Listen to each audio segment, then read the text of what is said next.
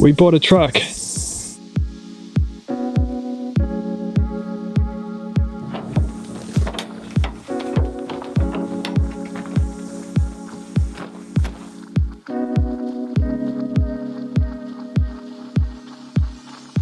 Hey there guys, my name is Jordan and welcome to this video where we're going to be taking you through the journey of converting this box truck into our beautiful little home on the road.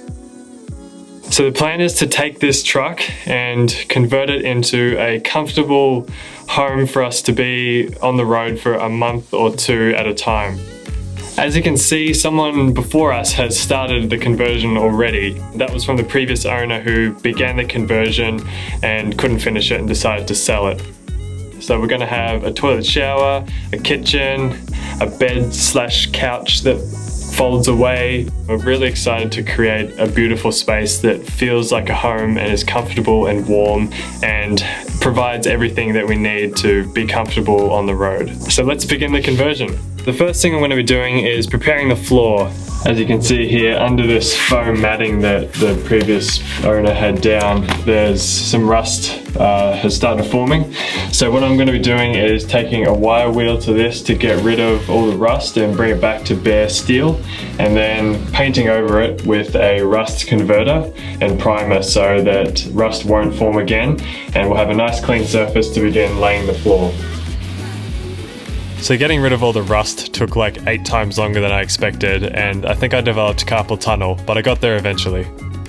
You're meant to only use rust converter on the parts where it's actually rusty, but I ended up basically covering the whole floor because there were lots of little bits and pieces of rust everywhere.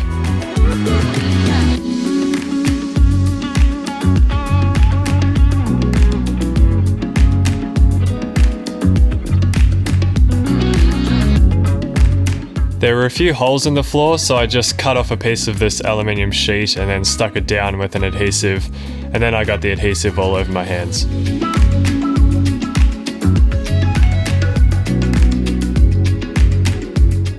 Okay, now that the floor's all ready to go, it's been rust treated and all the holes have been patched, it's time to lay the floor. So if you wanted to, you could just screw into the floor of the van or the truck, but what we've chosen to do is to insulate the floor. So to allow some room for the insulation, we're going to be laying down some timber battens.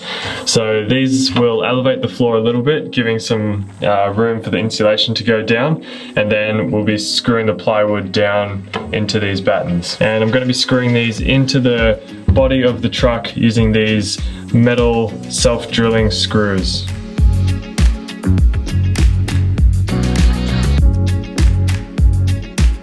I decided to use a pretty thin timber for the battens because I didn't want to lose too much height because my head's almost touching the ceiling already. Make sure to check underneath your van or truck before screwing into the body to make sure that you're not going to hit your fuel tank or anything like that.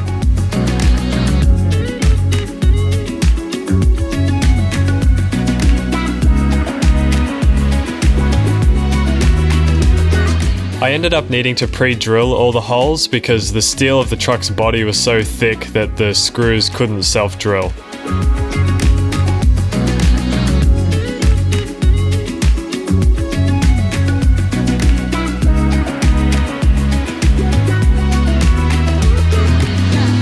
Once all the battens were down, we measured and cut the insulation. We decided to use earth wool underfloor insulation because we felt it was the most sustainable option. It's made partly with recycled glass bottles, and it doesn't contain formaldehyde like some other insulation does. It's also a less wasteful material to work with compared to foam or polystyrene, which produces a heap of microplastic when you cut it.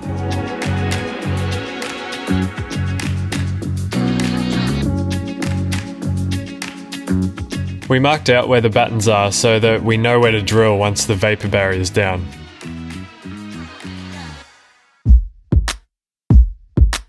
We used aluminium foil bubble wrap for the vapor barrier, and we laid it down and taped all the edges with aluminium tape to make sure that it's fully sealed with no gaps or holes. So this will stop the insulation from going moldy and the floor from rusting. Now that that's all down, it's time to lay the floor.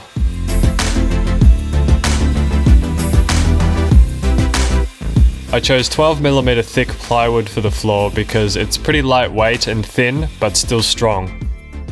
If you're going to use plywood in your build, try to find one that says low VOC or volatile organic compounds, because most plywood contains harmful chemicals that off-gas.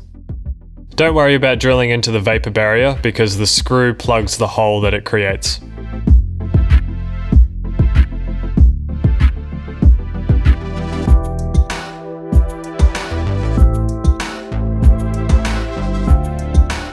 If you're going to use the same insulation that we have, it needs to be squished down a bit.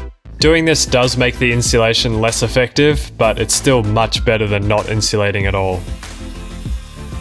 We're aiming to do this build as sustainably as possible, and we're doing this by buying as many second-hand or recycled materials as we can and keeping the waste we produce to a minimum.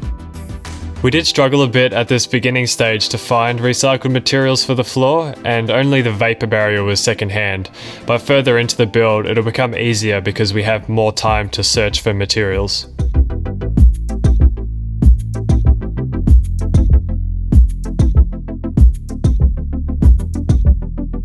To keep the rubbish down, we're making careful choices about the materials we buy and trying to find items without packaging. We're keeping track of all the waste that we're creating throughout the build, so it'll be interesting to see at the end how much or how little we've produced.